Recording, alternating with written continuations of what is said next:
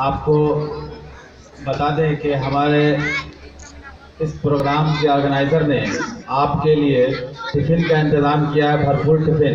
इसलिए अगर भूख लगे तो बैठे रहिएगा, जल्दी आपको टिफ़िन मिलेगी। प्रोग्राम अभी चलेगा।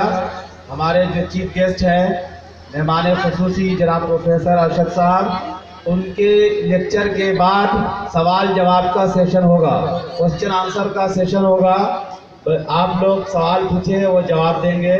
तालीम के मसाइल, तालीम के फ़रोग़ के लिए ख़ास तौर से ये सुरजापुर की पट्टी में जो सोशल और इकोनॉमिकल और एजुकेशनल प्रॉब्लम्स हैं, मसाइल हैं, उनके ताल्लुक़ से जो सवाल आपके जहन में हो आप उनसे पूछ सकते हैं।